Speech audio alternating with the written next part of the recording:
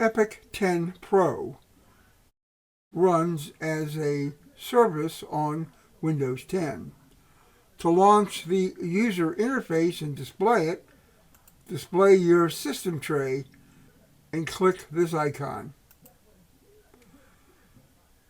You can grab this part of the UI and move the toolset around.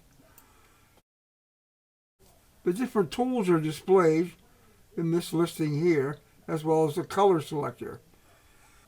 If we go to the menu and check our settings, we'll see that an option available is called Ghost Mode.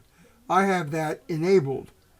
I also have enabled an option that says Turn Off Tool Notifications. Now, Ghost Mode is a mode that allows you to use the Epic Pen tools without the user interface being seen. The tool notification basically is a helpful thing that shows up in the lower right corner that will indicate which Epic Pen tool is currently selected. I turn that off because it tends otherwise to interfere with my screencast work. To close the menu, I'm just going to click outside it here. I can select the tool by just selecting it this way. Currently, this is the text mode, the A key. Down here, I have some options: line, ellipse. This is a rectangle or an arrow. I can click the arrow. It's now hot. And if I want to, I can hold down the left mouse and draw an arrow. To undo that, you can see that the tool says Control-Shift-6. So we'll do Control-Shift-6. We'll undo that entry. Now the tool is still hot. I can go to another option, let's say the rectangle, and it's now in control, and I can use it to draw a rectangle around its own toolbox. Once again, Control-Shift-6 deletes the last entry, and the tool is still hot. Now to go back into what I call cursor mode, which allows you to interact with the application that you're drawing on, click the arrow up here, or I could use the shortcut Control-Shift-2. I'll click the arrow. Note that the color changes here indicate what selection you've made. Down here you can pick the thickness of your tools, and you can even take a screenshot if you want to.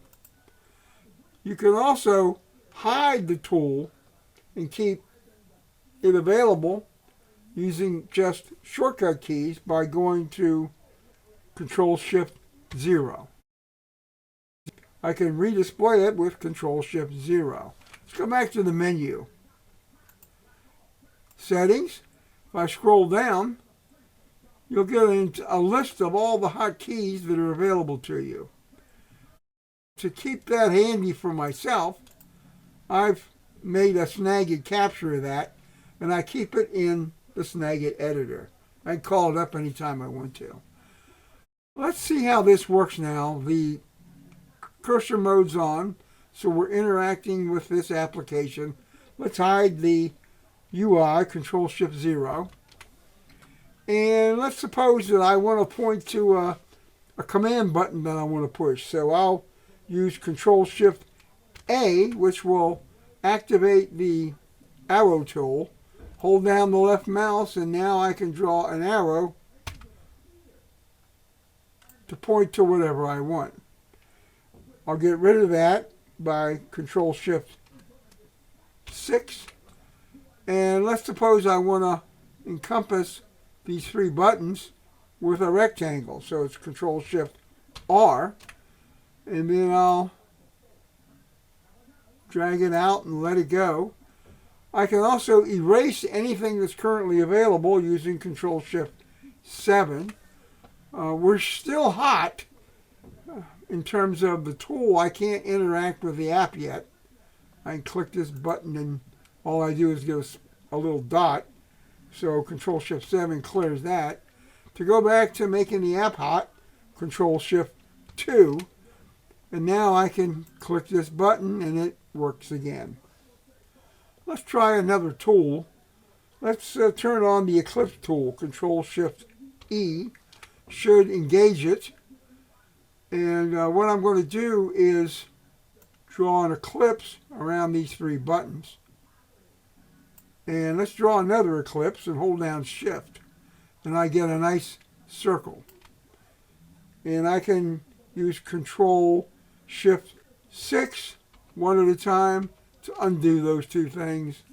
And again, to go back to making the application hot and turning the tool off, it's Control Shift 2.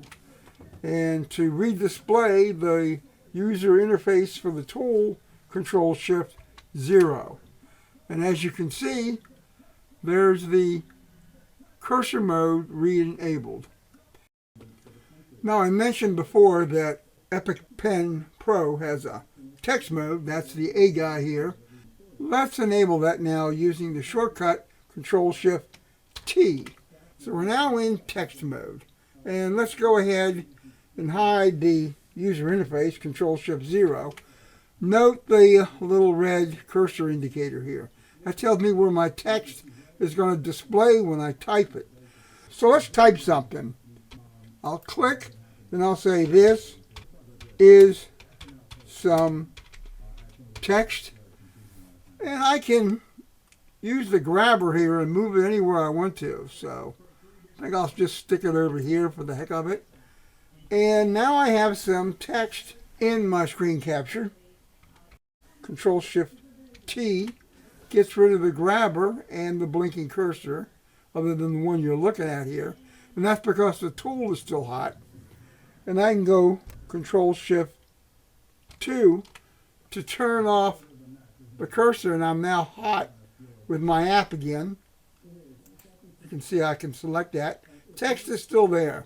If I want to clear the text, I can use Control Shift 6 and it disappears. Now to wrap this up, I'll redisplay the tool for a second. So far we've been working with everything being drawn in red, but you can change the colors down here. Let's pick this blue, for instance. And now everything that we do in a tool will be in blue. I'll do a Control Shift A, and there's a nice blue arrow. Now to change colors in a broader sense, you can click the bottom of the color area here. You see a little menu. Click that, and now you have all these colors to choose from. If you want to take a quick screenshot, you can do so by clicking this item. We'll click it. You'll get a slightly dark screen.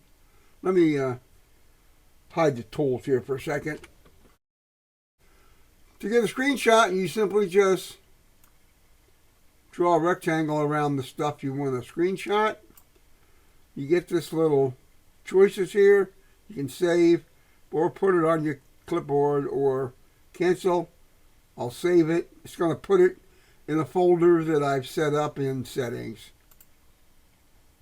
And it's done. Here I've navigated to that folder, and there's the screenshot.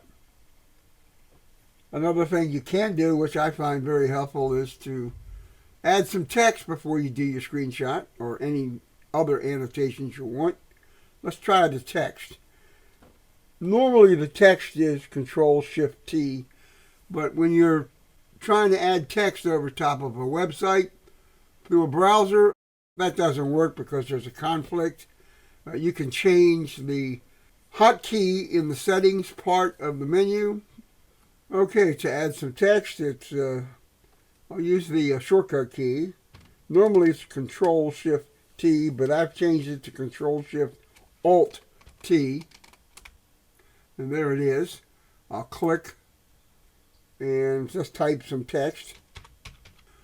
Then I can kill off the controls for the text with Control Shift 2. Now I can do a screenshot, Control Shift Alt 8. Make my selection. save, and I've now captured the screenshot with some quick text. If you need to change the shortcut keys for an item, you can do it in the settings. Let's first expose the toolset, and we'll go to the menu, settings, and we'll pick a hotkey we need to change, let's say the pencil. And to change it, just click on it. And when you see this, just go ahead and re-enter or set up the new shortcut keys. So here I'll do Control-Shift-Alt-3. So Control-Shift-Alt-3. And if you go back here and look at the pencil, it's now set up for Control-Shift-Alt-3. And that being done, I'll click outside to get rid of the menu.